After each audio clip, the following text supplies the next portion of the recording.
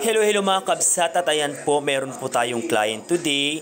Ang ating gagawin po sa kanya ay i-color Brazilian po natin ang kanyang buhok-buhukan.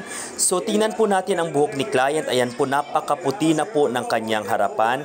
Ayan po, at punong-puno po ng puting buhok ang kanyang hair, mga kabsat. Ayan po, so ang ipapagawa niya po ay ipapatanggal niya po ang kanyang white hair at palalagyan po niya ng konting highlights at saka po natin iba-Brazilian. Ayan po, at dry na rin po ang kanyang buhok, mga kabsat, dahil sa kanyang mga previous na color po.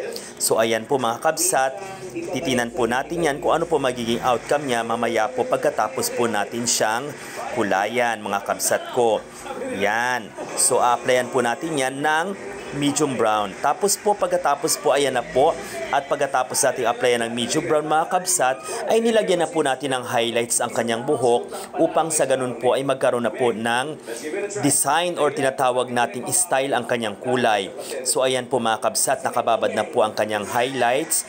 Ayan, so dalawang patong po ang ginawa nating highlights sa kanya upang sa ganun ay ma-achieve niya po yung gusto niya pong kulay na kanyang ipinapagaya po. So ayan mga kabsat, nakababad po ang kanyang highlights. Ayan po. At pagkatapos po eto na po, nababara na po natin ng base color ang kanyang kulay. At ang kanyang kulay at highlights, ang inilagay po natin sa kanya ay very light ash blonde po ang kanyang ginawang color po. So ayan, babad po natin yan mga kabsat, ang kanyang base color po.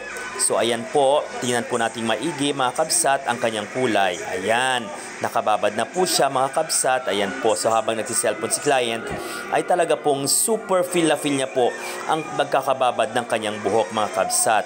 At pagkatapos po, ito na po ang finished product mga kabsat. Ayan, pagkatapos banlawan, ayan na po. So, i-blower natin at nilagyan na rin po natin ng Brazilian. Hindi ko na po naipakita ang pagpaplansya. At ang ipinakita ko na lamang po ay ang finished product po natin, mga kabsat. So, ayan, kayo na po ang bahalang humusga kung have o walay po ang nangyari sa kanyang buhok-buhukan. So, ayan po. So, ang kanyang kulay ay very light ash blonde po. Pagkatapos po ay nag-roots po tayo ng medium brown dyan upang matabunan po ang mga puting buhok ni Madam. So ayan, ang lumabas po ay para na lang pong highlights ang kanyang puti sa harapan, mga kabsat. So ayan po ang ating gawa ngayon na color Brazilian dito po sa Oyen Pulido Salon, mga kabsat. So sa lahat po ng gusto magpagawa, pwede po kayong pumunta dito po sa Oyen Pulido Salon na matatagpuan po sa Villa Cristal, Bagumbong Dulo, Caloocan City. Hanapin nyo lang po si Oyen Pulido at ako po ang gagawa sa inyo kung nais nyo po, mga kabsat. So ayan, piniflex ko po hanggang taas po, wala na pong white hair yan, mga kabsat. Kitang-kita po naman natin na nag-transform po ang buhok ni Madam Damin.